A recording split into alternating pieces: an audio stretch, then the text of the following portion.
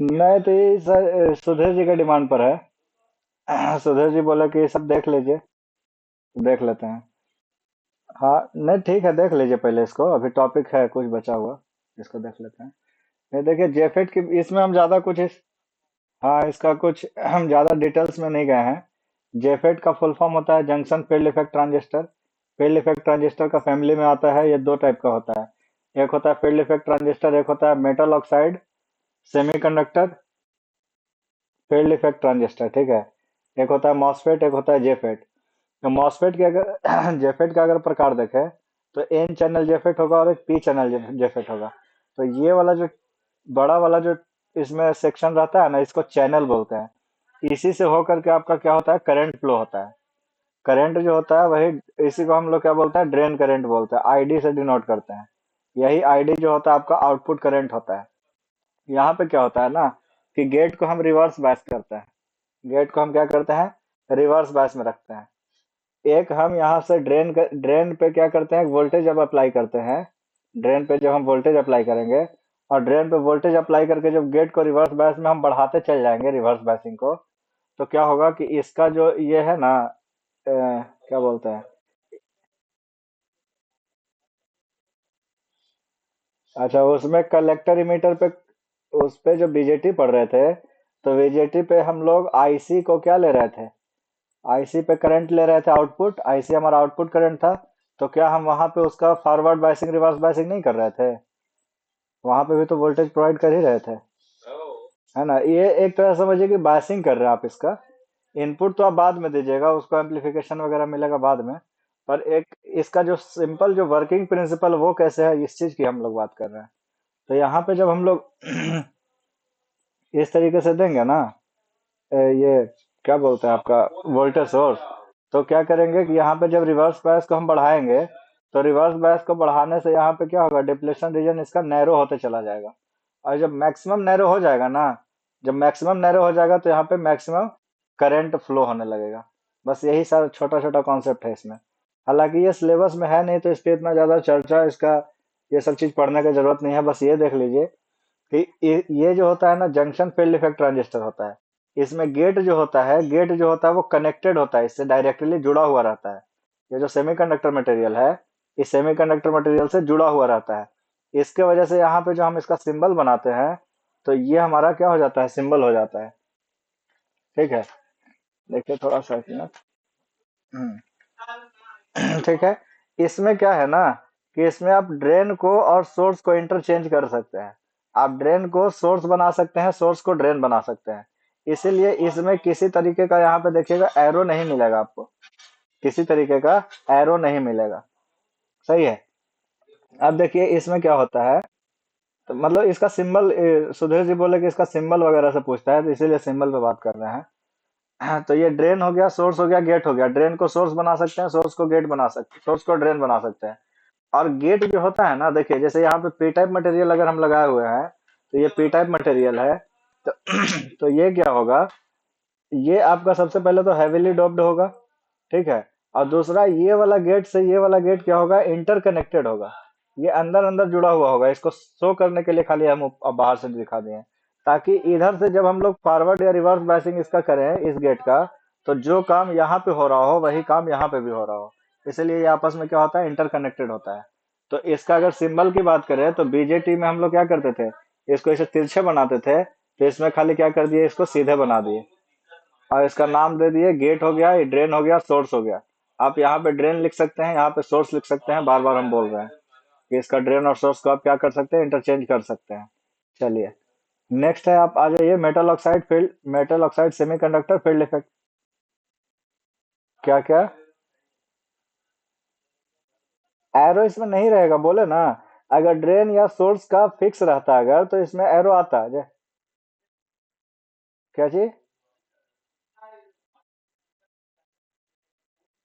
हाँ इसको, हाँ ये चीज कह सकते हैं कि अगर ये पी टाइप है, तो इसमें गेट में आप बना सकते हैं कि गेट से ये अंदर जा रहा है, तो पी चैनल हो गया।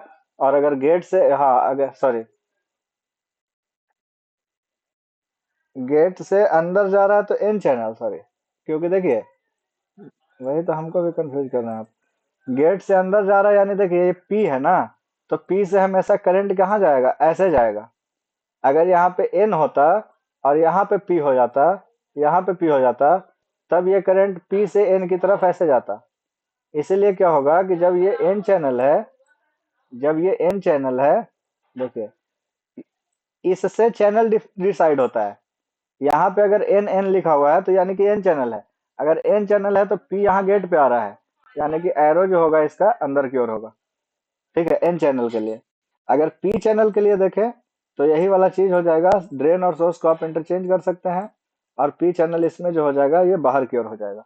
एक्चुअल में ये वाला एरोवा यही अंदर में शो करते हैं, हम लोग अंदर में शो करते हैं। तो बस यही चीज को ध्यान रखिए। ये हो गया एन चैनल अंदर की ओर, एन माने अंदर, अंदर में एन आ रहा है अंदर, और इसमें बाहर। ठीक है, पी पी चैनल में बाहर, पी चैनल में बाहर। चलिए अब आइए थोड़ा सा मॉसफेट में। तो मॉसफेट में हम क्या करते हैं ना कि यहाँ पे तो आपका ये सटा हुआ था, ये जो है आपका सेमीकंडक्टर में जुड़ा हुआ है। लेकिन यहाँ पे क्या करते हैं, ये जो सेमीकंडक्टर में जुड़ा हुआ है, जिसके वजह से क्या होता है ना कि एक लीकेज करंट वगैरह फ्लो हो जाता है गेट के थ्रू। गेट में एक थोड़ा सा लीकेज करंट फ्लो हो जाता है, लेकिन ये लीकेज करंट जो होता है बीजेटी से कम होता है। बीजेटी में जो बेस में करंट फ्लो हो रहा था वो बहुत ज्यादा मतलब हो रहा था ये एज कम्पेयर टू एफईटी। तो इसमें बहुत कम हुआ क्योंकि यहाँ पे गेट जो है ये रिवर्स बायस में है। ठीक है, तो यहाँ यहाँ पे क्या कर रहे हैं, यहाँ पे क्या कर रहे हैं कि इस यहाँ से अगर हम कनेक्ट कर रहे थे तो क्या हो जा रहा था, लीकेज करंट हो रहा था। तो हम क्या किए, इसके बीच में क्या किए ना कि एक हम लोग मेटल ऑक्साइड सेमीकंडक्टर का लेयर चढ़ा दिए। देखिए मेटल ऑक्साइड सेमीकंडक्टर का लेयर, ये मेटल ऑक्साइड क्या होता है, सिलिकॉन डाइऑक्साइड का लेयर हो जाता है। सिलिकॉन डाइऑक्साइड का लेयर चढ़ाते हैं और बाकी सारा चीज सेम रखते हैं। तो इसमें क्या हो जाता है, इसमें अगर मॉसफेट मॉसफेट की अगर देखिएगा टाइप, तो मॉसफेट में एक डी मॉसफेट हो जाता है, एक ई मॉसफेट हो जाता है। तो डी मॉसफेट में हो जाता है डिप्लेशन टाइप मॉसफेट, और ई टाइप हो जाता है इनहेंसमेंट। तो इनहेंसमेंट और डिप्लेशन जो होता है ना, वो इसके इंटरनल जो करंट का फ्लो का डायरेक्शन है, उसके तरीके पे उसका जो वर्किंग हम लोग पढ़ते हैं ना, तो उसके अनुसार इसको डी और ई नाम दे देता है। ये वाला डी मॉसफेट है, ये वाला ई मॉसफेट है। ठीक है, तो इसमें अगर मॉसफेट की बात करें तो यहाँ पे एक सबस्ट्रेट होता है, इसको हम लोग बोलते हैं सबस्ट्रेट, SUBS, सबस्ट्रेट। और सबस्ट्रेट क्या होता है, इसमें सोर्स जो होता है और सबस्ट्रेट जो होता है, ये दोनों आपस में क्या होता है, इंटरकनेक्टेड होता है। ये इसको आप क्या कह लीजिए, इसको आप ग्राउंड कर दीजिए, इसको आप ग्राउंड कर दीजिए। तो इसका जब हम लोग ये फिगर बनाते हैं, सॉरी सिंबल बनाते हैं, तो इसमें हम लोग क्या कर देते हैं, सबसे पहले तो इंसुलेटेड है। देखिए इसमें सिलिकॉन डाइऑक्साइड का लेयर चढ़ा हुआ है, तो इंसुलेटेड है। तो यानी कि गेट जब बनाएंगे तो गेट को हम ऐसे बना देंगे कि भाई देखो गेट को हम इंसुलेट कर दिए हैं। सही। अब गेट को इंसुलेट कर दिए और उसके बाद यहाँ से एक बना दिए इस तरीके से, और एक सबस्ट्रेट बना दिए और एक सोर्स बना दिए। और सबस्ट्रेट और सोर्स जो है आपस में क्या हो जाता है, जुड़ जाता है। यानी कि यहाँ पे ड्रेन हो गया, यहाँ पे सोर्स हो गया। अब देखिए ये जो सोर्स है और ये जो ड्रेन है, अब ये इंटरचेंज नहीं हो सकता है। क्यों? क्योंकि सोर्स से सबस्ट्रेट को ऐड किया हुआ है। और यहाँ पे जो है सबस्ट्रेट अगर, इसमें भी क्या होता है, पी चैनल और एन चैनल होता है। यहाँ पे एन अगर है, एन के जगह पे पी हो जाएगा तो ये पी चैनल हो जाएगा। यहाँ पे एन है तो एन चैनल हो जाएगा। अगर ये वाला एन है, यानी कि ये बाकी मटेरियल जो होगा ये पूरा का पूरा पी टाइप सेमीकंडक्टर होगा। यहाँ पे बीच में ये क्या है, एन टाइप है। ठीक है, अगर इस तरीके का होगा तो इसमें क्या होगा, करंट अंदर की ओर शो हो रहा होगा, इसमें करंट इस तरीके से शो हो रहा होगा।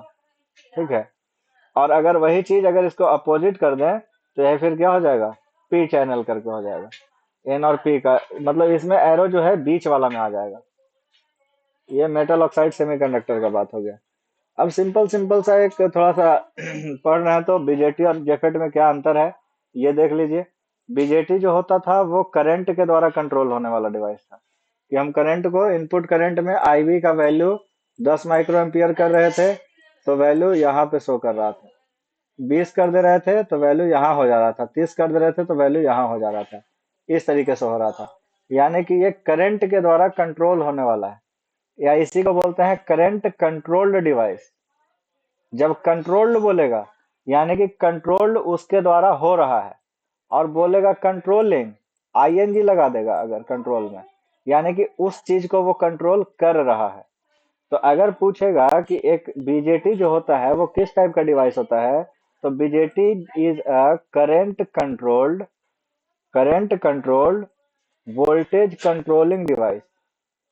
ठीक है, current controlled voltage controlling device, मतलब कि करंट को कंट्रोल कर रहा है और वोल्टेज, सॉरी, करंट के द्वारा कंट्रोल हो रहा है और वोल्टेज को क्या कर रहा है, कंट्रोल कर रहा है।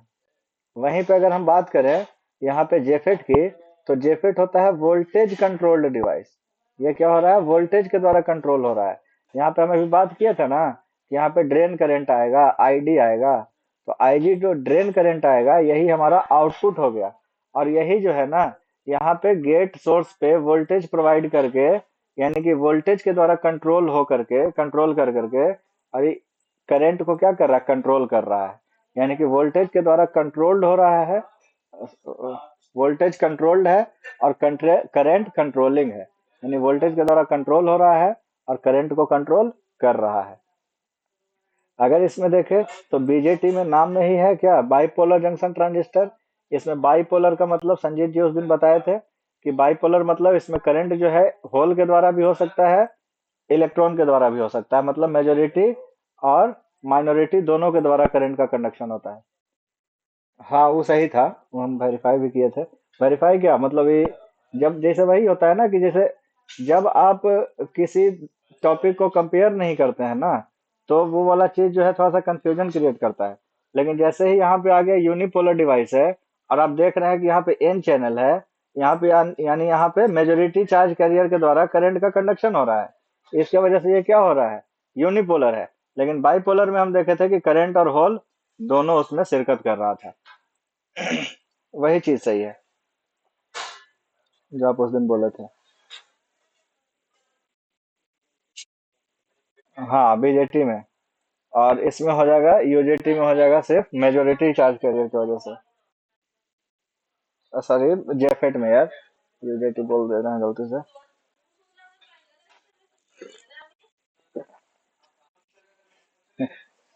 चलिए देखिए, आगे अगर बात किया जाए तो इसका इम्पीडेंस क्या होता है, लो इनपुट इम्पीडेंस होता है। इसका इनपुट इम्पीडेंस क्या होता है, हाई होता है। कंपैरिजन हो रहा है, ठीक है, कंपैरिजन हो रहा है। आप इसको ये मत समझ लीजिएगा कि बीजेटी का लो होता है, बीजेटी का लो होता है कि हाई होता है, ये हम लोग अलग अलग कॉन्फ़िगरेशन में देख चुके हैं। कॉमन इमीटर में कुछ और होता है, कॉमन कलेक्टर में कुछ और होता है, कॉमन बेस में कुछ और होता है। तो उसके अनुसार नहीं, हम यहाँ पे कंपैरिजन, हाँ, इसके कंपैरिजन में ये बहुत हाई होगा, ये लो होगा। क्यों? क्योंकि वहां पे हम लोग इनपुट को कर रहे थे फॉरवर्ड बायस, तो फॉरवर्ड बायस कर रहे थे, यहाँ पे कर रहे हैं हम लोग रिवर्स बायस। तो रिवर्स बायस में ऑब्वियस सी बात है क्या होगा, ज्यादा हो जाएगा। बीजेटी में अगर नॉइज जनरेशन की बात करें तो नॉइज जनरेशन ज्यादा होता है भाई। यहाँ पे नॉइज जनरेशन क्या होता है, कम होता है, क्योंकि वहां पे चार्ज कैरियर करंट और होल दोनों है, यानी दोनों रिकॉम्बिनेशन होगा, रिकॉम्बिनेशन का आवाज घन घन घन घन वाला आवाज होगा। यहाँ पे करंट का कंडक्शन सिंगल चार्ज कैरियर से हो रहा है, मेजोरिटी से हो रहा है, नॉइज कम आएगा। ट्रांसफर कैरेक्टरिस्टिक जो होता है उसका लिनियर होता है, इसका ट्रांसफर कैरेक्टरिस्टिक नॉन लिनियर हो जाता है। सही। सेंसिटिविटी में बीजेटी ज्यादा होगा, एफईटी सेंसिटिव कम होगा। High voltage gain, AC voltage gain high होगा बीजेटी का, इसका लेस एसी वोल्टेज गेन है। यानी कि हर चीज में कुछ प्रोज है तो कुछ उसका डिसएडवांटेज भी है, कुछ एडवांटेज है तो कुछ डिसएडवांटेज भी है। हाँ बस यही। क्या डिसएडवांटेज है, है?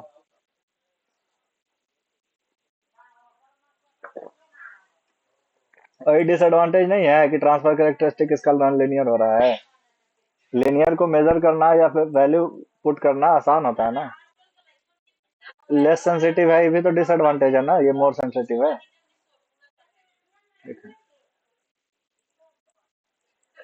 क्या स्पीड की बात करेगा तो एफईटी ज्यादा स्पीड स्पीड हो जाएगा। स्विचिंग स्पीड की बात करेगा तो एज अ स्विच जेफेट ज्यादा तेजी से काम करेगा, बीजेटी स्लो हो जाएगा इसके अपेक्षा। हम लोग देखेंगे, उसको लास्ट में लिख दिया हम एक लाइन में। फिर अगर हम लोग कंपैरिजन करें जेफेट का और मॉसफेट का, तो जेफेट और मॉसफेट दोनों एक ही परिवार का हिस्सा है, लेकिन यहाँ पे जो इसका टाइप होता है एन टाइप और एन चैनल और पी चैनल होता है। इसका टाइप डी मॉसफेट और ई मॉसफेट होता है। इसमें इंसुलेटेड गेट नहीं होता है, जो अभी बात कर रहे थे कि इसका जो हम लोग ये बनाते हैं तो गेट को क्या कर देते हैं, इंसुलेट कर देते हैं, इस तरीके से बना देते हैं। ठीक है, यानी कि गेट से इसको क्या कर देते हैं, अलग करते हैं, क्योंकि मॉसफेट क्या है, इंसुलेटेड गेट होता है। इसमें इनपुट इम्पीडेंस लेस होता है देन एम मॉसफेट। वही चीज को हमको ध्यान में आया तो हम यहाँ पे इसका कंपेरिजन लिख दिए कि अगर मॉसफेट से कंपेयर करें तो इसका कम होता है, और अगर बीजेटी से कंपेयर करें तो इसका ज्यादा होता है इनपुट इम्पीडेंस। इनपुट इम्पीडेंस इसका हाई होगा एज कम्पेयर टू जेफेट।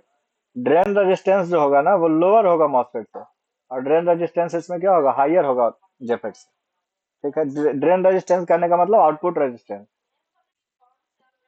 चलिए, अब आइए इस। हाँ सर।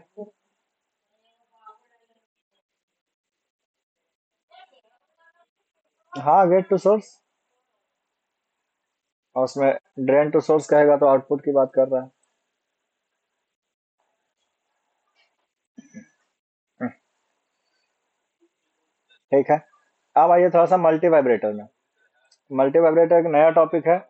मल्टी वाइब्रेटर जो होता है ना, ये यूज होता है एज स्विचिंग सर्किट के तौर पे, है ना। इसमें तीन तरीके का मल्टी वाइब्रेटर हम लोग पढ़ते हैं, अस्टेबल, मोनोस्टेबल और बाइस्टेबल। अस्टेबल में क्या होता है ना कि दोनों में से कोई भी स्टेट जो होता है इसका स्टेबल नहीं होता है। मतलब कहने का मतलब है कि इसमें हम लोग दो गो ट्रांजिस्टर बनाते हैं, और दोनों ट्रांजिस्टर का कुछ डिवाइडर बाइसिंग वगैरह कर करके हम लोग आउटपुट लेते हैं। तो हम लोग देखते हैं कि एक बार जब आप ट्रांजिस्टर को ऑन कर दीजिएगा ना, तो क्या होगा कि एक का आउटपुट दूसरे पे, दूसरे का आउटपुट इस पे आते रहेगा, और ये हमेशा के लिए क्या हो जाएगा, ऑन हो जाएगा। यानी कि इसमें दो क्वासी स्टेबल, क्वासी स्टेबल का मतलब क्या हुआ कि जिसको कि आप कंट्रोल ना कर सके। दो क्वासी स्टेबल का मतलब हो गया, आप कह सकते हैं इसको अनस्टेबल।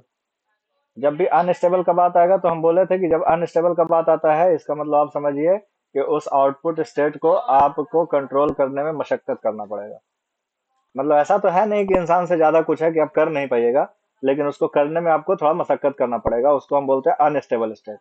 तो उसी तरीके से अस्टेबल का बात वही हुआ कि इसमें दो गो जो होता है ना, अनस्टेबल स्टेट होता है और नो स्टेबल स्टेट होता है। किसी तरह का कोई स्टेबल स्टेट नहीं होता है।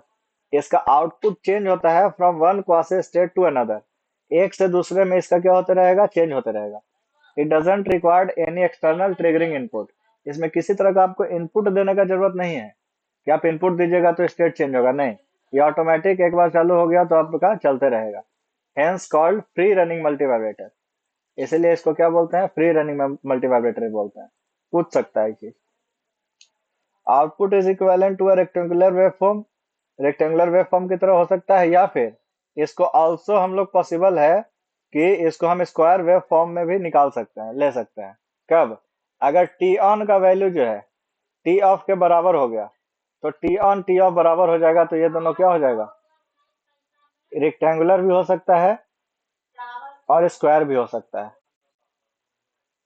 ठीक है, लेकिन अगर टी ऑन और टी ऑफ का वैल्यू, टी ऑन और टी ऑफ का वैल्यू जो है इसके एम्पलीट्यूड के बराबर हो जाए, तो इसका जो एम्पलीट्यूड है उसके बराबर हो जाए टी ऑन और टी ऑफ का वैल्यू, तब ये क्या हो जाएगा, बिल्कुल आपस में स्क्वायर हो जाएगा।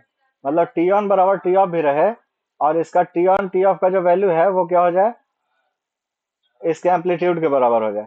तो इस केस में क्या हो जाएगा, ये हमारे पास एक स्क्वायर वेव जनरेट करेगा।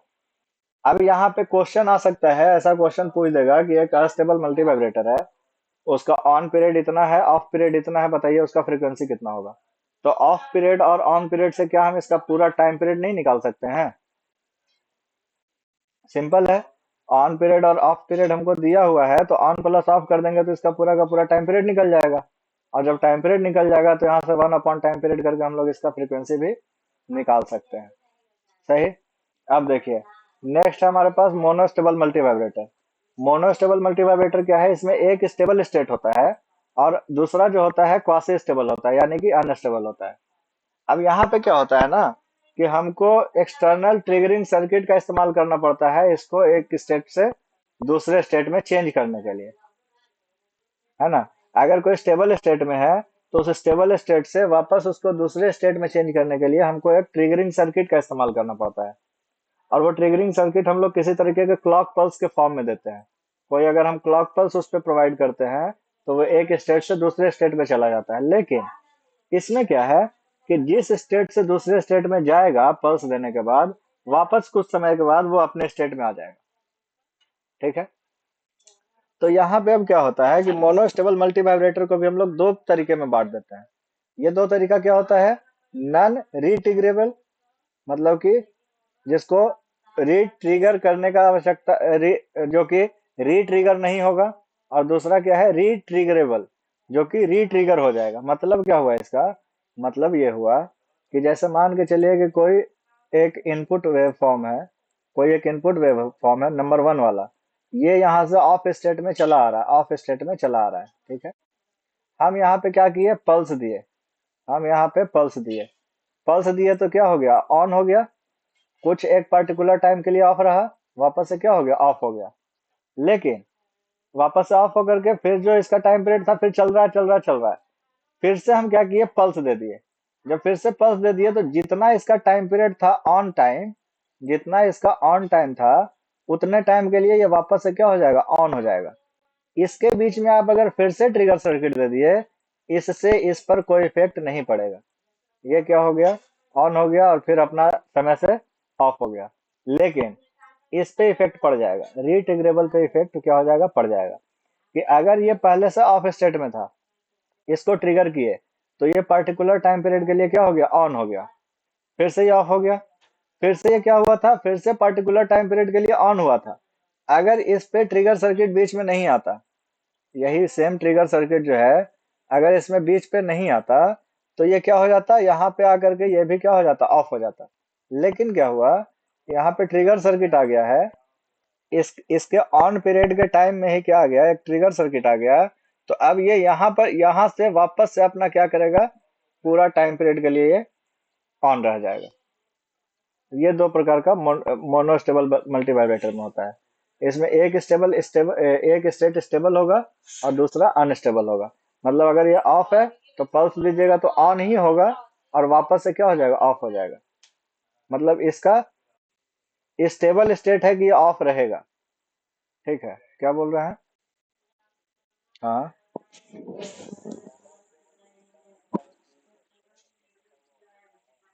नहीं, ऐसा कोई जरूरी नहीं है। ये तो हम ऑफ के लिए बना लिए हैं। अ- अगर मान के चले कि ऑन ऑन अगर पहले से आ रहा है, तो पल्स मिलने पे वो ऑफ हो जाएगा। ठीक है। और फिर से अपने प्रीवियस स्टेट ऑन पे चला जाएगा, फिर से पल्स मिलेगा, फिर से ऑफ हो जाएगा। ऐसा भी हो सकता है। ये कोई जरूरी नहीं है। एक स्टेट से दूसरे स्टेट की बात कर रहे हैं। अगर वैसा रहता तो हम ऑन ऑफ का बात करते हैं। ऑन ऑफ का बात हम कर ही नहीं रहे हैं। ऑन भी हो सकता है पहले से, ऑफ भी हो सकता है पहले से। स्टेबल स्टेट उसका ऑन भी हो सकता है, स्टेबल स्टेट उसका ऑफ भी हो सकता है। ठीक है। बाइस्टेबल मल्टी वाइब्रेटर क्या है कि इसमें दोनों दोनों जो मोड है, दोनों जो ये है स्टेट जो है, वो क्या होगा? ट्रिगर से ही चलेगा। आप अगर मान के चलिए ऑफ स्टेट में चले आ रहे हैं, ट्रिगर कर दिए, तो अब ये ऑन स्टेट में चलते रहेगा अगर जब तक पल्स ना मिल जाए। फिर यहाँ पे पल्स मिल गया, ये फिर से ऑफ हो गया। फिर से यहाँ पे पल्स मिल गया, फिर से ऑन हो गया। अब यहाँ पे पल्स नहीं मिल रहा है, ये ऑन रह जाएगा। ठीक है। यही चीज है। इसमें भी ट्रिगरेबल और नॉन ट्रिगरेबल पल्स होता है कि जैसे मान के चले कि आप किसी स्विच को ऑन किए। आप अगर फैन के स्विच को ऑन किए, है ना, फैन के स्विच को ऑन किए, तो वो तो फैन का रेगुलेटर लगा हुआ है, डायरेक्ट करंट आ रहा है, वो डायरेक्ट ऑन हो गया। लेकिन अगर मान के चलिए कि आपको एससीआर को ऑन करना है, तो एससीआर को ऑन करने के लिए हम लोग गेट पे क्या देते थे? एक पल्स देते हैं। पल्स का मतलब होता है एक हाई वैल्यू का मैग्नीट्यूड का वोल्टेज बहुत कम समय के लिए। एक हाई वैल्यू मैग्नीट्यूड का वोल्टेज या करंट बहुत कम समय के लिए। अगर ये चीज हम लोग देते हैं तो इसी को बोल देते हैं पल्स।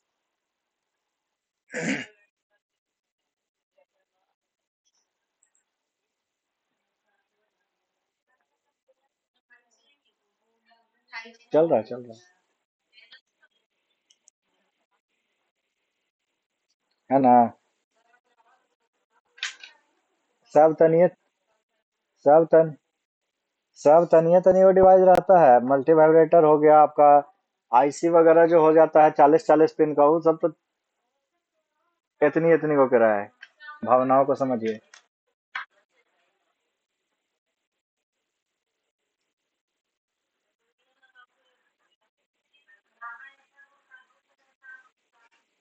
मैंने तो संजय भैया के का कही था, मैंने कि तू लपेटी था हूँ कि का कहल चाहिए हो। मोटा बुद्धि का, मोटा बुद्धि का के संजय भैया के नाम ले आओ।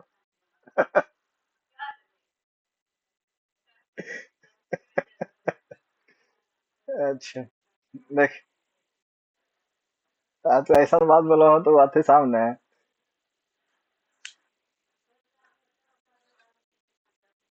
का है?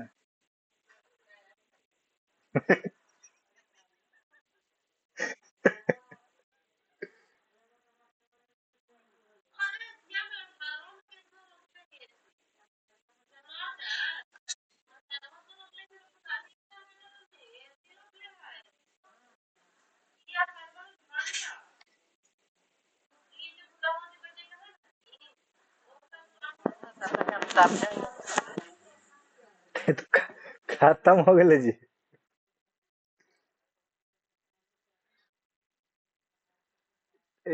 ठीक है।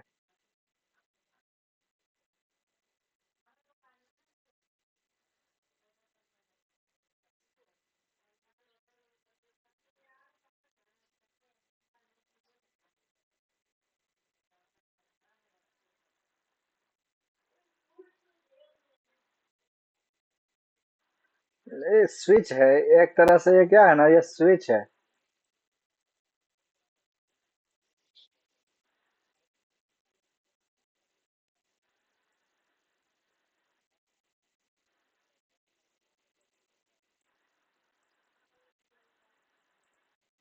कौची कर रहा हूँ? हाँ, उसमें सही बात है, उसमें भी इस्तेमाल होता है।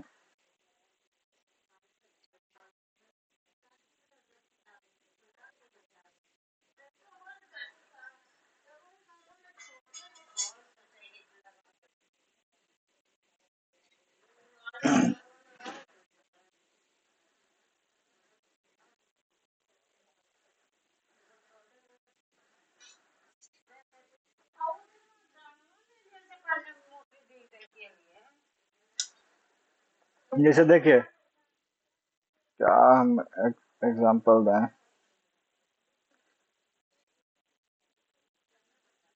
जैसे देखिए, सिंपल सा इसको ऐसे समझिए राजीव जी, ठीक है। आप ही से रिलेटेड हम को एग्जांपल देते हैं। जैसे मान के चले कि अभी आप क्लास में बैठे हुए हैं, आपको मन किया कि नहीं थोड़ा सा कपड़ा धोना था। आप क्या किया, आप 30 30 मिनट का टाइम लिए, है ना। और 30 मिनट के टाइम के लिए आप कपड़ा धोने के लिए आप, मतलब क्लास स्टार्ट होने के बाद 30 मिनट तक आप कपड़ा डाल के छोड़ना है आपको। आप क्या कीजिएगा, आप जाइएगा वॉशिंग मशीन में, कपड़ा डालिएगा और 30 मिनट का टाइमर सेट कर दीजिएगा। तो जैसे ही आप वहां पे बटन दबाए ना, 30 मिनट वाला, तो जो आप 30 मिनट वाला बटन दबाए, तो वो क्या है कि वहां से टाइमर शुरू हो गया। मतलब कि वहां पे आप जैसे ही बटन दबाए, आप क्या दे दिए, एक पल्स दे दिए। ठीक है। अब ये पल्स क्या करेगा, इस उस रेफर क्या बोलते हैं उसको, वॉशिंग मशीन को 30 मिनट तक वो क्या करेगा, ऑन रखेगा। उसको क्या करेगा, 30 मिनट तक वो ऑन रखा और उसके बाद बंद कर दिया। ये तब तक बंद करेगा जब तक आप वापस से जा करके आप उस टाइमर को नहीं, स्विच को नहीं दबाइएगा। तो यही जो पल्स हो गया ना, वो एक तरह से स्विचिंग कमांड है। ठीक है। है ना। तो वही चीज है। अच्छा। अब अब इसमें यही चीज है कि अगर कोई ऐसा डिवाइस आपके पास है, अगर आपके पास कोई ऐसा डिवाइस है जिसमें कि कोई स्टेबल स्टेट नहीं है ना, कि मतलब वो एक बार ऑफ हो रहा है, फिर ऑन हो रहा है, फिर एक बार ऑफ हो रहा है, फिर एक बार ऑन हो रहा है, इस तरीके का ऑफ ऑन वाला सिस्टम क्या है, उसमें चल रहा है। तो इसी को बोल देंगे कि वो अस्टेबल है, मतलब दोनों में से कोई भी चीज स्टेबल नहीं है। खुद ब खुद ऑन हो रहा है, खुद ब खुद ऑफ हो रहा है। ये कहाँ पे इस्तेमाल हो रहा है? ये इस्तेमाल हो रहा है जो आप लाइटिंग वाला इस्तेमाल करते हैं, जो लाइट थोड़ा देर के लिए जलता है, फिर थोड़ा देर के लिए बंद रहा, फिर थोड़ा देर जल गया, फिर थोड़ा देर बंद रहा। क्योंकि वहां पे हम कोई एक व्यक्ति को नहीं बैठा सकते हैं कि जाकर के बार बार बटन दबाते रहेगा। एक बार हम बिजली दे दिए, तुम खुद ब खुद ऑन ऑफ होते रहो। ठीक है। तो वहां पे हम लोग इस तरीके का स्विच यूज कर रहे हैं। ये अस्टेबल मल्टीवाइब्रेटर। मोनोस्टेबल मल्टीवाइब्रेटर का आप एग्जांपल सुन लिए। अब अब बाय स्टेबल का सुनिए। बाय स्टेबल का सुनिए। बाय स्टेबल में हुआ कि आप एक बार स्विच दबा दिए, अब वो टाइमर नहीं देखेगा, वो ऑन रहेगा जब तक कि आप इसको वापस से स्विच दबा करके ऑफ ना कर दिए।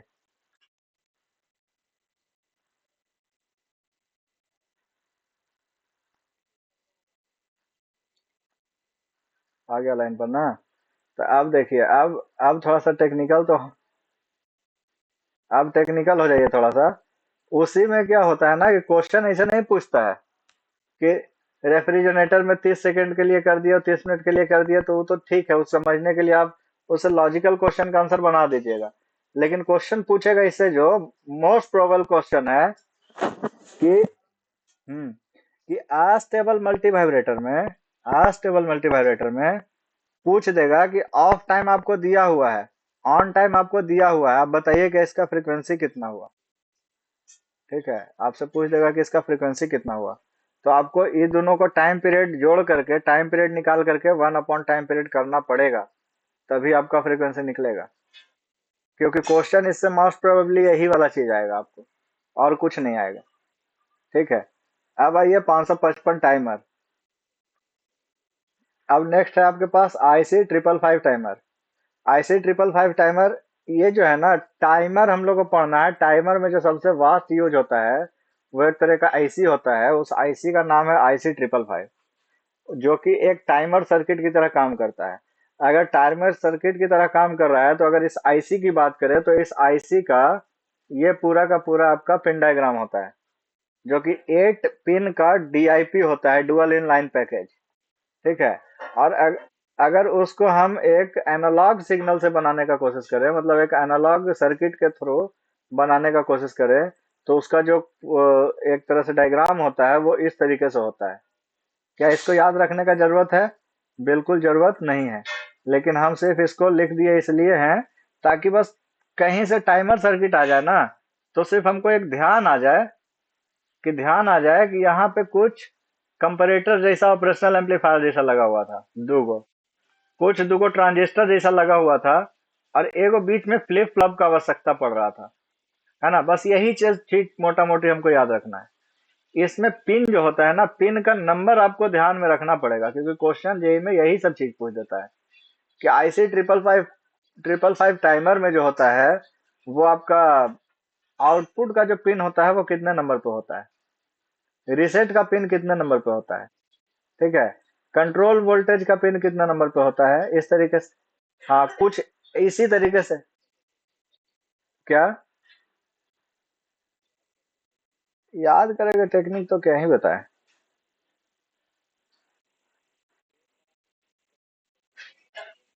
1 और 8 तो आप क्लियर हो सकते हैं कि ग्राउंड और VCC है। ठीक है। यहाँ से ही कर सकते हैं। और कुछ ऐसा लॉजिक निमोनिक्स बनाइए खुद से, अभी बैठे बैठे, ताकि याद हो जाए। है ना? यहाँ से डिस्चार्ज है ना ये? क्या DTC? DTC इसको याद कर सकते हैं। ठीक है। यहाँ पे TOR टॉप कर सकते थे, लेकिन TOP ना करके TOR रखना पड़ेगा याद आपको। ठीक है। आउटपुट। हाँ, देखिए से, हाँ, इसको ऐसे याद रखिए कि देखिए, ग्राउंड है तो कुछ नहीं, ग्राउंड है तो कुछ नहीं मिल रहा है, ट्रिगर कर दिए तो आउटपुट मिल गया, और आउटपुट मिल गया तो फिर उसको रिसेट कर दिए। ठीक है। ग्राउंड है तो फिर ट्रिगर कर, ग्राउंड था तो कुछ नहीं मिल रहा था, ट्रिगर किए तो आउटपुट मिल गया, और उसके बाद उसको रिसेट कर दिए। सिंपल चीज। बोलिए, आप भी बोलिए।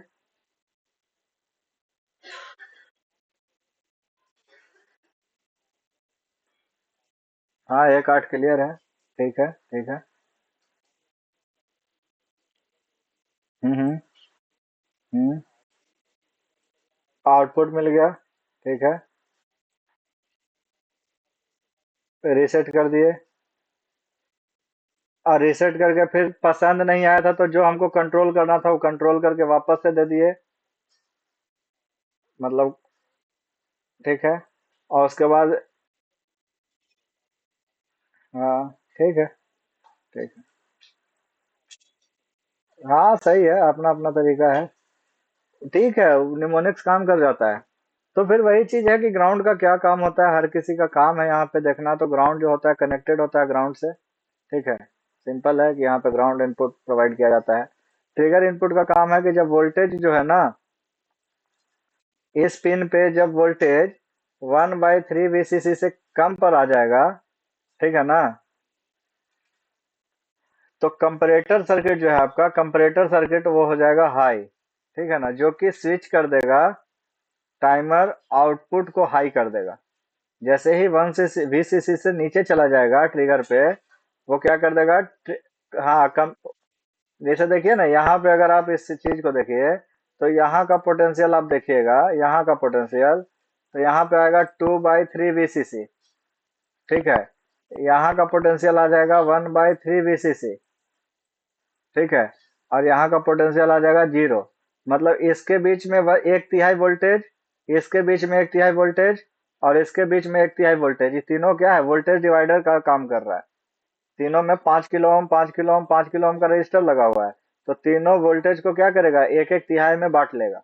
यानी कि यहाँ से ग्राउंड से यहाँ देखेंगे तो 1/3 वोल्टेज यहाँ पे दिखेगा, 1/3 वोल्टेज यहाँ पे दिखेगा, और बाकी 1/3 यहाँ पे दिखेगा। तो वो तीनों को जोड़ लीजिएगा तो आपको वैल्यू VCC के बराबर आ जाएगा। यानी कि यहाँ पे, यहाँ का वोल्टेज आप देखिए तो 1/3 VCC है।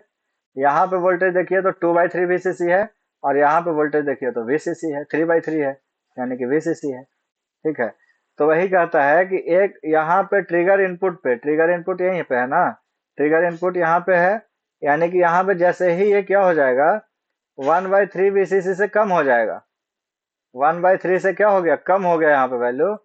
तो यहाँ पे क्या है, ये सर्किट कंपैरेटर सर्किट जो हो जाएगा ना, कंपैरेटर सर्किट हाई हो जाएगा। ये जैसे ही हाई हो गया तो ये स्विच को, आउटपुट को क्या कर देगा, हाई कर देगा। ये सब चीज को जानते हैं, बस रटना ही पड़ेगा, दूसरा कोई उपाय नहीं। कितना ही समझ लीजिएगा, कितना सर्किट ऐसा ऐसा समझा है। ठीक है।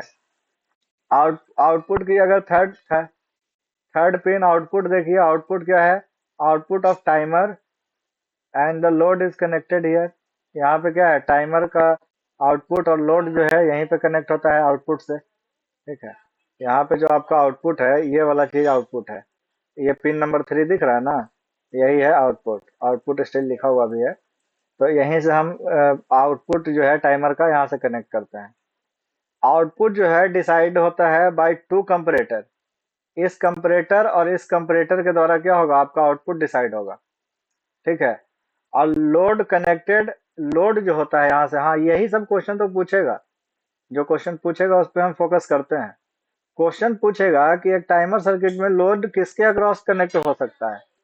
तो लोड कनेक्ट हो सकता है आउटपुट और, इस आउटपुट और इस ग्राउंड के बीच। यहाँ पे लोड आपका कनेक्ट हो सकता है RL। या फिर यहाँ पे नहीं कर रहे हैं तो आप यहाँ पे कर सकते हैं, VCC और किसके बीच, आउटपुट के बीच। इन दोनों में कहीं पे भी आप आउटपुट कनेक्ट कर सकते हैं। इस पे भी आउटपुट कनेक्ट कर सकते हैं, इस पे भी आउटपुट कनेक्ट कर सकते हैं। इस सर्किट अगर हम चाहें तो इसका पूरा का पूरा हम वर्किंग समझा सकते हैं, लेकिन उतना पे जानने का कोई मतलब नहीं है। उसके लिए आपको कंपैरेटर का आउटपुट देखना पड़ेगा कि कब ये हाई लो हो रहा है, उसके अनुसार कब इनपुट आउटपुट दे रहा है। यहाँ पे SR फ्लिप फ्लॉप लगा हुआ है।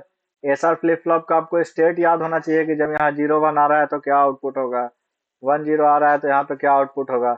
इस तरीके से आपको याद होना चाहिए। तो उतना जाने का हमको कोई मतलब है नहीं। वैसे भी जब फ्लिप फ्लॉप पढ़ेंगे इलेक्ट्रॉनिक्स में तब देख लेंगे। देखिए, नेक्स्ट क्या है, रीसेट है। तो रीसेट पिन क्या करता है कि अगर ये पिन कनेक्ट हो जाता है लो पे, ठीक है, if this pin connected to low, तो output of timer force to become low. अगर आप रीसेट को लो कर देते हैं तो रीसेट करने का मतलब क्या, कि आउटपुट को आप खत्म करो, यहाँ से जो भी आउटपुट आ रहा है भाई इसको जीरो करके दो हमको। ठीक है, तो अगर रीसेट को हम लो करेंगे, बस यही ध्यान देना है कि रीसेट सर्किट को, रीसेट जो है ना, यहाँ पे अगर लो दीजिएगा, यहाँ पे अगर लो दीजिएगा, ठीक है, लो दीजिएगा, बेस पे लो यानी कि बेस पे जीरो, बेस पे जीरो यानी कि ट्रांजिस्टर किस में काम कर जाएगा, कट ऑफ में काम कर जाएगा। ठीक है, आ, नहीं, क्या बात है, क्या बात है, पूरा ठीक है। बस इसको बस यहाँ से ये ध्यान रखिए ना कि इन रीसेट को अगर लो करेंगे तो टाइमर जो होगा फोर्स्ड जीरो पे आ जाएगा, फोर्स रूप से जीरो पे चला जाएगा। और नॉर्मल ऑपरेशन के लिए क्या होगा, रीसेट हमेशा किससे कनेक्टेड रहेगा, वीसीसी से कनेक्टेड रहेगा, ये हमेशा किससे कनेक्ट रहेगा, वीसीसी से रहेगा। अगर ये लो हो जाता है यानी कि ये ट्रांजिस्टर आपका क्या हो जाएगा, यहाँ से जो भी पावर आ रहा होगा वो पावर एज इट इज यहाँ पे कनेक्ट होने का काम करेगा। ठीक है, या फिर आप ये सॉरी इनपुट ही लो कर देंगे तो ये तो लो हो जाएगा, लो हो जाएगा तो यहाँ पे ये लो हो गया, यहाँ पे डिस्चार्ज हो करके कुछ तो इसका है कंडीशन भाई, वो देखेंगे हम। अगर पूरा अगर इसका वर्किंग देखेंगे तब एक एक चीज क्लियर होता है, बहुत एक दूसरे से कनेक्टेड रहता है, यहाँ पे कितना वोल्टेज आ रहा है, यहाँ पे कितना वोल्टेज आ रहा है, सारा चीज होता है। कंट्रोल की बात करेंगे, इसको तो आप रीडिंग दीजिए भाई, क्या इस पे टाइम पास कर रहे हैं, इसको बस रीडिंग दीजिए इस, हाँ, इसको खत्म कीजिए। नेक्स्ट आइए वोल्टेज रेगुलेटर में। वोल्टेज रेगुलेटर क्या होता है, वोल्टेज रेगुलेटर होता है, सिंपल आप समझ रहे हैं, वोल्टेज को रेगुलेट करने के लिए इस्तेमाल किया जाता है। वोल्टेज रेगुलेटर जो होता है ना, ये क्या होता है, लास्ट ब्लॉक होता है of a regulated power supply. अगर कोई आप रेगुलेटेड पावर सप्लाई बनाना चाह रहे हैं जहां से पावर हमेशा क्या रहे, रेगुलेटेड रूप से आपको मिलता रहे, तो यहाँ पे आप वोल्टेज रेगुलेटर को सबसे लास्ट ब्लॉक के रूप में इस्तेमाल करते हैं। लास्ट ब्लॉक कहने का मतलब, जैसे देखिए, ये एक रेगुलेटेड पावर सप्लाई का पूरा सर्किट डायग्राम है। इसमें क्वेश्चन एज इट इज पूछा जा सकता है कि in a regulated power supply filter is connected in which of the follow, मतलब किसके बीच में कनेक्ट रहता है, filter is connected in between which of the, आप कह सकते हैं कंपोनेंट्स या फिर डिवाइसेस। तो हम क्या कर रहे हैं, हमको यहाँ पे रेगुलेटेड आउटपुट निकालना है, तो हम क्या किए हैं, यहाँ पे एसी इनपुट दिए हैं, एसी इनपुट दिए हैं। एसी इनपुट कहाँ गया, ट्रांसफार्मर पे गया, ट्रांसफार्मर, और ट्रांसफार्मर से उसको रेक्टिफायर पे भेजे। तो जब रेक्टिफायर पे भेजे तो रेक्टिफायर का आउटपुट तो ये होगा, इसमें किसी को कोई किसी तरीके का दिक्कत संभावना, रेक्टिफायर का आउटपुट पॉजिटिव हाफ साइकिल के लिए पूरा का पूरा मिल जाएगा, इसमें कोई दिक्कत, ठीक है।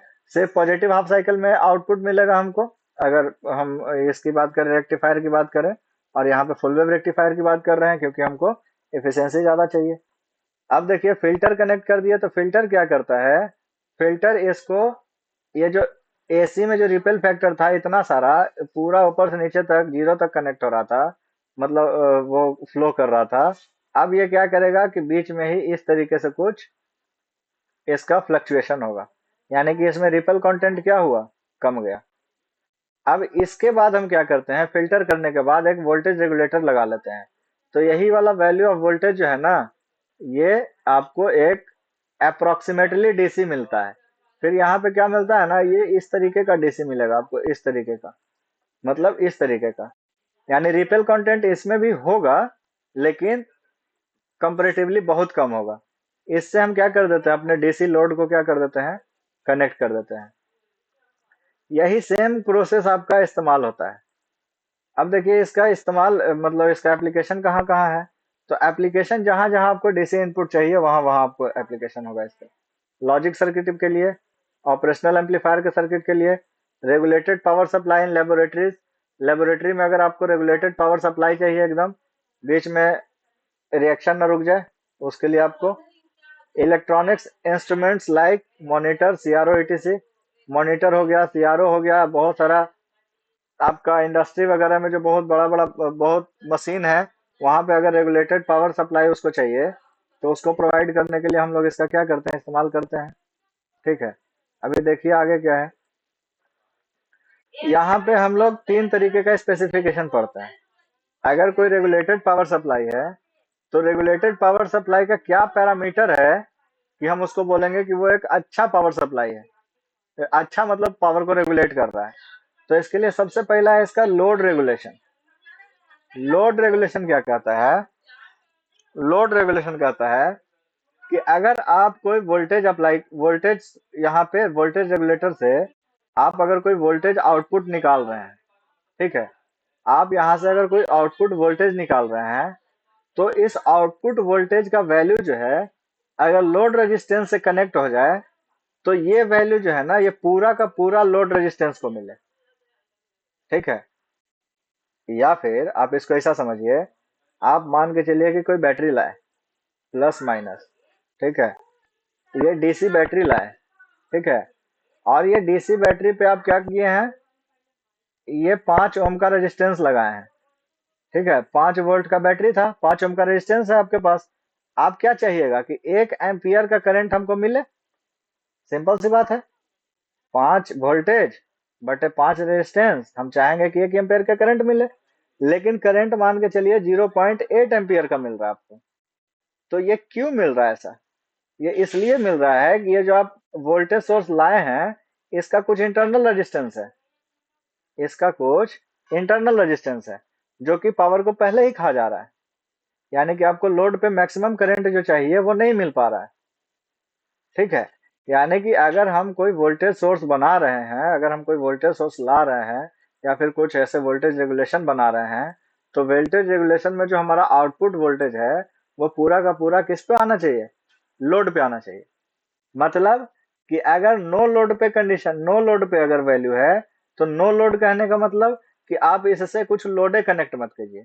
तो जो वी आउटपुट है वही तो वी आउटपुट शो करेगा। जैसे देखिए, आप ये बैटरी लाए प्लस माइनस 5 वोल्ट, ठीक है, और आप इसे लोड कनेक्टे नहीं किए और यहाँ से वोल्ट मीटर लगा के नाप रहे हैं कि कितना वोल्टेज का है, तो ये तो 5 वोल्ट न बताएगा भाई, काहे कि करंट तो ये तो कुछ निकाल ही नहीं रहा है, तो ये तो 5 वोल्ट न बताएगा, मतलब लोड आप लगे हुए नहीं किए।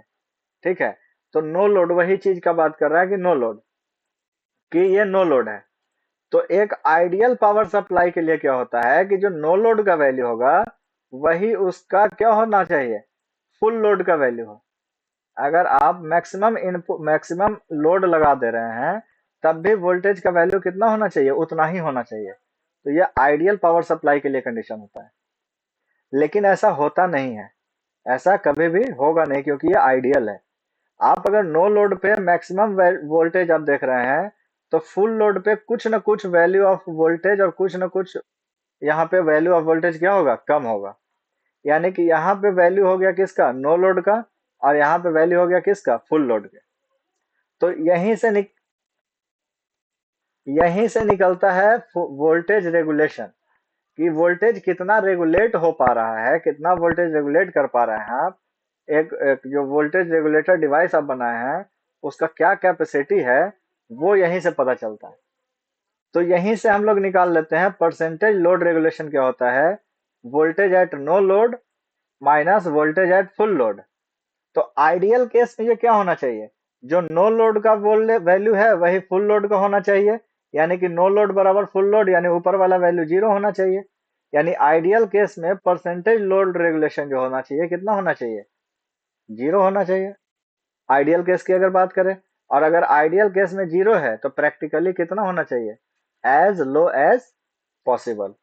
ठीक है, बस वही चीज है, यहाँ से मैक्सिमम पूछ सकता है तो कुछ ऐसा दे देगा कि नो लोड पे वैल्यू इतना है, फुल लोड पे इतना है, तो बताइए कि वोल्टेज रेगुलेशन कितना होगा, या फिर डायरेक्टली ये वाला स्टेटमेंट दे देगा आपको। ठीक है, नेक्स्ट है लाइन रेगुलेशन। नेक्स्ट क्या है? Line regulation. तो लाइन रेगुलेशन में क्या कहता है कि अगर एसी का मेंस वोल्टेज जो है ना वो किसी फ्लक्चुएटिंग एसी से कनेक्टेड है, कोई फ्लक्चुएटिंग एसी है 230 वोल्ट का, जो कि हमारा प्रॉपर घर में जो आता है इनपुट, उससे कनेक्टेड है, तो आपका आउटपुट कितना भी हो जाएगा तो वो फ्लक्चुएशन से क्या होगा? इफेक्टेड होवे करेगा। आप ये कह ही नहीं सकते हैं कि उसको आप पूरा डीसी के रूप में बना लीजिएगा, ऐसा आइडियल डिवाइस आज तक बना ही नहीं है। ठीक है, तो उसमें क्या होता है, वहां पे हम लोग निकालते हैं लाइन रेगुलेशन। लाइन रेगुलेशन क्या कहता है कि यहाँ से V एक होता है LH। VLH क्या होता है? Load voltage with high line voltage. ठीक है, यह दिया हुआ रहेगा आपको। VLL क्या होता है? Load voltage with low line voltage. ठीक है, यानी कि जो आप यहां से मान के चलिए कि फ्लक्चुएशन हो रहा था 230 वोल्ट का। ठीक है, अब यहाँ पे फ्लक्चुएशन है, ये मान के चलिए हो रहा है 20 वोल्ट का। 20 वोल्ट का, तो 220 में से हम लोग क्या घटा लेंगे? 20 घटा लेंगे। ठीक है, इस तरीके से ये दिया हुआ रहेगा। VLL क्या रहेगा? Load voltage with low line voltage. ठीक है, इस यहां से हम लोग परसेंटेज सोर्स रेगुलेशन निकालते हैं। परसेंटेज सोर्स रेगुलेशन क्या होता है? सोर्स रेगुलेशन का वैल्यू होता है, परसेंटेज सोर्स रेगुलेशन का सोर्स रेगुलेशन बटे वी नॉमिनल। वी नॉमिनल, ये वी नॉमिनल क्या होता है? तो the nominal load voltage under typical operating condition, कि मतलब जो टिपिकल ऑपरेटिंग कंडीशन है, जिस कंडीशन में वो काम कर रहा है, उसमें नॉमिनल वोल्टेज उसका कितना है ना? एसी के केस में जनरली हम लोग आरएमएस वैल्यू वगैरह निकाल करके, वैसे वैल्यू गिवन रहता है, उससे हम लोग क्या करते हैं? नॉमिनल वैल्यू निकालते हैं, और यहाँ से हम लोग परसेंटेज रेगुलेशन निकाल लेते हैं, एस आर बटे वी नॉमिनल इंटू 100 करके। ठीक है, यहाँ पे भी देखिए, यहाँ पे क्या होना चाहिए कि एल एच जो होना चाहिए एल एल के, इसमें थोड़ा सा कंफ्यूजन है भाई, देख लीजिएगा क्या है फॉर्मूला, बस याद रखिए इसका। ऐसे ही कहने लगा, चलिए। आइडियली लाइन रेगुलेशन भी क्या होना चाहिए?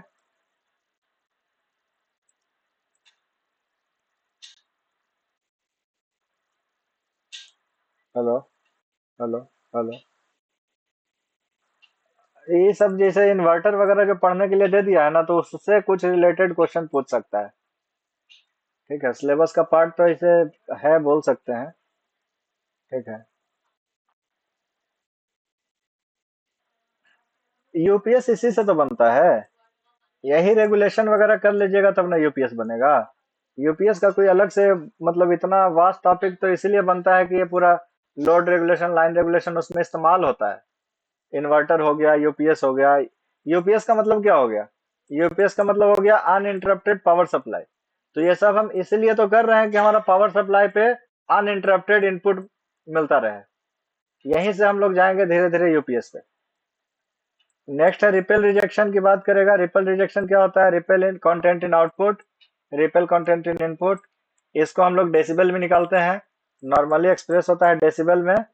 यहाँ पे आउटपुट बटा इनपुट का जो वोल्टेज का वैल्यू है, इसको 20 लॉग बेस 10 से क्या कर देते हैं? कंपेयर कर देते हैं। यहीं से रिपेल रिजेक्शन रेशियो निकल जाता है। Ripple rejection in decibel, 20 log V ripple output upon V ripple input, यहाँ से डेसिबल में वैल्यू निकल जाएगा। ठीक है, टाइप्स ऑफ वोल्टेज रेगुलेटर की अगर बात करेगा कि वोल्टेज रेगुलेटर कितने तरीके का होता है, तो दो तरीके का वोल्टेज रेगुलेटर होता है। एक शंट वोल्टेज रेगुलेटर होता है, एक सीरीज वोल्टेज रेगुलेटर होता है। शंट वोल्टेज रेगुलेटर होगा, यहाँ पे कुछ आपका ये इनपुट रेजिस्टेंस होगा। इससे क्या होगा? कंट्रोल एलिमेंट क्या होगा? शंट में कनेक्ट होगा। अगर इनपुट से इनपुट के पैरेलल में कंट्रोल करने वाला एलिमेंट लगा हुआ है, तो उसको हम लोग बोलेंगे शंट वोल्टेज रेगुलेटर। और अगर ये शंट वोल्टेज रेगुलेटर है, तो ये क्या करेगा? करंट को एडजस्ट करके लोड को आपको वैल्यू ऑफ वोल्टेज जो आप इसको चाहिए उतना देने का काम करेगा। ठीक है, वहीं पे अगर सीरीज वोल्टेज रेगुलेटर की बात करेंगे, तो सीरीज वोल्टेज रेगुलेटर इनपुट के सीरीज में लगेगा, है ना? और ये वोल्टेज को क्या करेगा? एब्जॉर्ब करके लोड को मैक्सिमम करंट जो इसको चाहिए उतना देने का काम करेगा। ठीक है, शंट वोल्टेज रेगुलेटर में याद रखिए कि कंट्रोल एलिमेंट कनेक्ट होता है इनपुट के शंट में, और सीरीज वोल्टेज रेगुलेटर में कंट्रोल एलिमेंट होता है सीरीज में। इसमें करंट एडजस्ट होता है पैरेलल में, और इसमें वोल्टेज एडजस्ट होता है। सिंपल है, ये वाला चीज तो हम लोग एक्सटेंशन वाला जो पढ़े थे उसी से रिलेटेड नहीं लग रहा है? एक्सटेंशन ऑफ वोल्ट मीटर और एमीटर जो पढ़े थे उसी से रिलेटेड तो है ये वाला चीज पूरा। ठीक है। अब देखिए मार्केट में कुछ आईसी है जो कि डायरेक्ट वोल्टेज रेगुलेटर की तरह काम करता है। इसमें 3 गो पिन रहेगा। इस तरीके का एक आईसी होगा, इसमें 3 गो पिन रहेगा। एगो ग्राउंड के लिए दे देगा, एगो इनपुट हो जाएगा, एगो आउटपुट हो जाएगा। आउटपुट जो है आप इन दोनों के अक्रॉस ले लीजिए, इनपुट आप इस दोनों के अक्रॉस दे दीजिए। ठीक है। तो इस तरीके का आईसी मार्केट में आ गया है। आईसी जो है उसका नॉमेनक्लेचर कैसे होता है कि अगर कोई लिखा हुआ है 78XX, डबल एक्स के जगह पे 5 गो इसका कॉन्फ़िगरेशन आता है। अगर इन आईसी नंबर 7805 है तो इसको बोलेंगे +5 वोल्ट का ये रेगुलेटर है, ये क्या करेगा आउटपुट +5 वोल्ट का निकालेगा। अगर 7806 है तो वो आईसी 6 वोल्ट निकालेगा। 7812 है यानी 12 वोल्ट। 7815 है तो 15 वोल्ट। 7818 है तो 18 वोल्ट। 7824 है तो 24 वोल्ट। वहीं पे अगर 79XX आ जाए तो 79XX जो है ये निगेटिव को शो करता है। ये पॉजिटिव वैल्यू शो कर रहा था, ये निगेटिव शो करता है। यहाँ पे out sorry IC IC number आई सॉरी नहीं नहीं एक मिनट, इसका लिखा नहीं है। ऊपर में आईसी नंबर लिखा हुआ है, नीचे में वोल्टेज लिखा हुआ है कि कितना आउटपुट वोल्टेज शो करेगा। अगर यहीं पे 78 की जगह पे 7905 रहता ना तो यहाँ पे लिख देते हम लोग -5 वोल्ट। 79 शो कर रहा है क्या, माइनस को। ठीक है। 78 शो कर रहा है प्लस को, बस यहीं पे ध्यान रखिए। ठीक है। अब देखिए यूपीएस की बात कर लेते हैं थोड़ा सा। अनइंटरप्टेड पावर सप्लाई क्या है? तो अनइंटरप्टेड पावर सप्लाई जो होता है इसका मतलब होता है कि जो आपको पावर सप्लाई है वो अनइंटरप्टेड रूप से आपको क्या होता रहे, मिलता रहे। मतलब कि अगर बिजली कट भी गया, जैसे मान के चलिए ऑपरेशन चल रहा है ना, बिजली कट गया, लाइट खत्म हो गया, ऑपरेशन रुक गया, पेशेंट भगवान का प्यारा हो जाएगा। ठीक है। इसलिए पेशेंट को बचाना है तो पावर सप्लाई को क्या करना चाहिए, अनइंटरप्टेड इन अनइंटरप्टेड वे में पावर सप्लाई होते रहना चाहिए। तो अनइंटरप्टेड पावर सप्लाई के लिए ही हम लोग क्या करते हैं, इन्वर्टर का इस्तेमाल करते हैं। ठीक है। इन्वर्टर का इस्तेमाल करते हैं। और ये इन्वर्टर का मतलब क्या है कि ये वाला इन्वर्टर जो है ना, जो एसी आ रहा होगा, जो एसी वैल्यू आ रहा होगा आपके मतलब 230 वोल्ट के सप्लाई से, ट्रांसफार्मर से, उसको डीसी में कन्वर्ट करके आपका बैटरी चार्ज कर रहा होगा। और एट सेम टाइम अगर लाइट कट जाता है तो उसी बैटरी से सोर्स लेकर के वो क्या कर रहा होगा, आपको एसी के फॉर्म में दे रहा होगा ताकि आप अपना एप्लियंसेस चला सके। ठीक है। यही काम है कि इन्वर्टर का। और वही इन्वर्टर जो है ना वो अनइंटरप्टेड पावर सप्लाई की काम का मतलब बिहेवियर को शो करता है। इसमें क्या होता है, ये जो अनइंटरप्टेड पावर सप्लाई होता है वो दो तरीके का होता है। एक होता है ऑनलाइन और एक होता है ऑफलाइन। ऑनलाइन का मतलब ये नहीं कि ऑनलाइन काम करेगा। ऑनलाइन का मतलब हो गया कि लोड जो है ना, लोड जो है वो हमेशा कनेक्ट होगा to the inverter through UPS. UPS में क्या होगा, यूपीएस में एक होगा स्टैटिक स्विच। क्या होगा, एक होगा स्टैटिक स्विच। ठीक है। स्टैटिक स्विच क्या काम करेगा कि ये लोड को हमेशा कनेक्ट रखेगा यूपीएस के थ्रू। मतलब कि अगर बिजली है तब भी और बिजली नहीं है तब भी, ठीक है, वो आपको इन्वर्टर से ही आपको बिजली मिल रहा होगा। ठीक है। इस तरीके का जो आपका यूपीएस होगा, UPS is normally on. UPS क्या रहता है, नॉर्मली ऑन रहता है इसमें। It turns of only when the UPS system fail. ये सिर्फ और सिर्फ तभी ऑफ होगा जब सिस्टम आपका यूपीएस का क्या हो जाए, फेल हो जाएगा।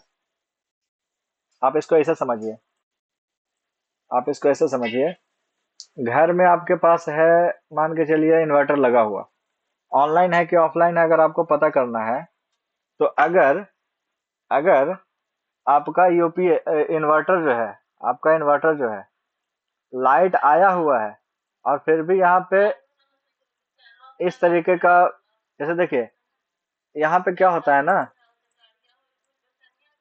कि घर में हम लोग जो इस्तेमाल करते हैं वो जनरली ऑफलाइन यूपीएस का इस्तेमाल करते हैं। जैसे ही लाइट कट आएगा ना, यहाँ पे आपको एक बल्ब दिखेगा मेंस ऑन का, और वो वाला लाइट जलने लगेगा। इसका मतलब क्या हो गया कि अगर बिजली आया है, अगर बिजली आ गया है तो आपका जो कनेक्शन है ना, वो मेंस से डायरेक्ट कनेक्ट हो गया, यानी कि आपका जो बिजली है, आपका तार जो है, जहां से बिजली आप खींचे हैं ट्रांसफार्मर वाला, वहां से आपका सप्लाई कनेक्ट हो गया। अगर इस तरीके का लिखता है तो ये ऑफलाइन यूपीएस हो जाएगा। अगर यहीं पे क्या हो कि सबसे बड़ा काम है इस स्टैटिक स्विच का, ये क्या करेगा ना कि आपका इन्वर्टर को हमेशा यूपीएस से कनेक्ट रखेगा। किसमें? ऑनलाइन में। Static switch consist of anti parallel SCR. ये क्या होता है कि एक एससीआर को एंटी पैरेलल फॉर्म में इस तरीके से क्या करके रखता है, कनेक्ट करके रखता है एक एससीआर को एंटी पैरेलल रूप में, conducting through a static SCR. SCR नहीं, एससीआर एंटी पैरेलल की बात बोल रहा है, ट्रायक नहीं। ट्रायक तो आप कह सकते हैं, एंटी एंटी पैरेलल में तो ट्रायक को भी हम लोग ट्रायोड फोरेसी को इस्तेमाल करते हैं।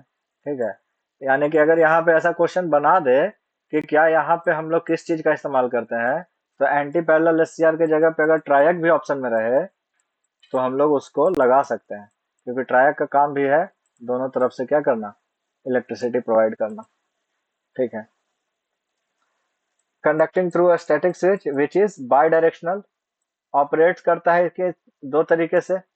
पहला, जब मेंस ऑन होगा, तो मेंस जब ऑन होगा तो act as an inverter as well as rectifier. यानी इस समय क्या कर रहा होगा कि जब मेंस ऑन होगा, आपका यहाँ पे जब मेंस ऑन शो कर रहा है, यानी कि आपका क्या हो रहा है, आपका यहाँ से बिजली आपके घर में भी जा रहा है इन्वर्टर के थ्रू ही।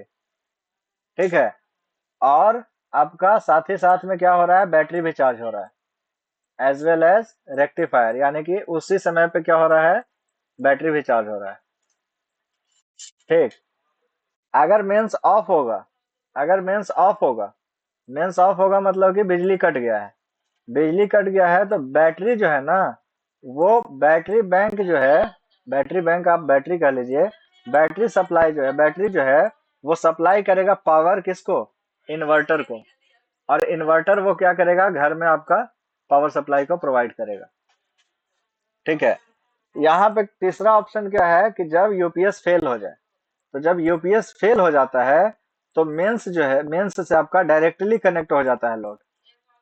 ठीक है, ये आपका ऑनलाइन यूपीएस, ऑनलाइन ये क्या बोलते हैं, यूपीएस का वर्किंग फंक्शन हुआ। कि अगर पूछ, ये क्वेश्चन इसमें ऐसे ही बनेगा कि इन एन ऑनलाइन यूपीएस, ठीक है, ऑनलाइन यूपीएस में अगर मेंस ऑन है तो which of the following statements are correct.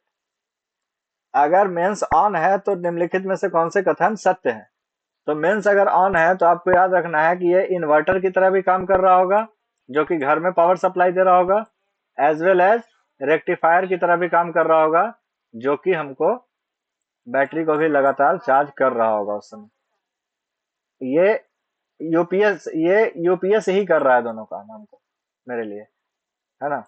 Mains अगर ऑफ है, आप मेंस को क्या करके रखे, आप ऑफ करके रखे, क्योंकि वहां बटन तो दिया हुआ रहता है ऑन ऑफ का, आप ऑफ करके रखे हैं। तो आप अगर ऑफ करके रखे हैं तो जो बैटरी सर्किट है, मेंस ऑफ करने का मतलब वही लाइन कट गया आपका, लाइन कट गया तो आप या तो इसको काट दीजिए या खुद खुद से कट गया है, तो बैटरी जो है ना आपका, वो पावर सप्लाई का काम करेगा।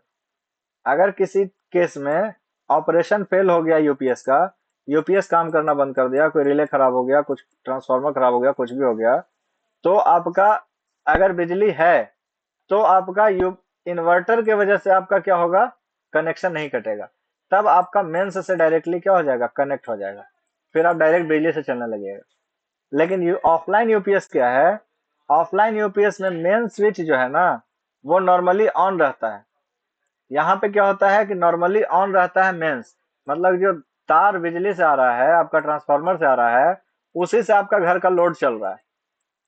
ठीक है, उसी से आपका घर का लोड चल रहा है, और इससे जो ये जा रहा है यहाँ पे इन्वर्टर में, वो सिर्फ बैटरी को चार्ज कर रहा है।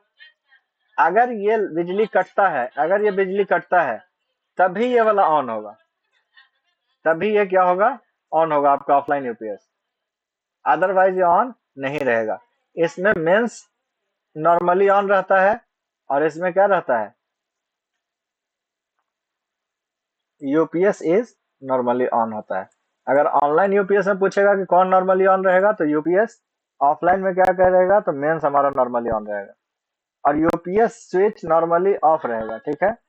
अगर मेंस ऑफ होता है, अगर मेंस ऑफ होता है मतलब बिजली कट जाती है, then only UPS connected to the load, तभी सिर्फ आपका यूपीएस जो है लोड पे कनेक्ट होता है। इसमें एक सवाल भी आ सकता है कि मान के चलिए कि अगर आप ऑनलाइन यूपीएस का इस्तेमाल कर रहे हैं और ऑफलाइन यूपीएस का इस्तेमाल कर रहे हैं, तो बैटरी के हेल्थ के लिए कौन सा ज्यादा इम्पोर्टेंट, मतलब कौन सा ज्यादा रिलायबल है, ऑनलाइन वाला कि ऑफलाइन वाला?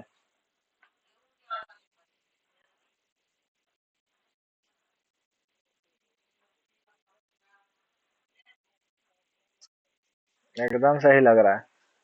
ऑफलाइन वाला ही होता है, क्योंकि जब मेंस ऑन होता है तो उसमें यूपीएस आपका ऑन नहीं रहता है, वो डायरेक्ट आपको लोड से कनेक्ट कर देता है, बैटरी को चार्ज करता रहता है। इसमें क्या होता है कि यूपीएस ऑन रहता है, इन्वर्टर रेक्टिफायर दोनों का काम करता रहता है, जिसकी वजह से क्या हो जाता है, बैटरी पे थोड़ा इफेक्ट आ जाता है। बोलिए। हाँ, हाँ, हाँ। ऑफलाइन भी हम लोग घर में यूज करते हैं, ऑनलाइन भी घर में यूज करते हैं। ठीक है। वो डिपेंड करता है, आप इन्वर्टर लेने जाइएगा ना तो आपको बोलेगा कि ये वाला 5,000 का हवा, ये 8,000 का हवा। तो जो 8,000 रहेगा वो ऑनलाइन रहेगा, और जो 5,000 रहेगा वो ऑफलाइन रहेगा। हाँ, फायदा वो आप अपना देख के लिए, इन्वर्टर लेने में कोई ऐसा ये नहीं, उसका रेटिंग वगैरह देख लीजिए। उसमें और भी बहुत कुछ देखना पड़ता है, रिपल कंटेंट वगैरह उसमें रहता है।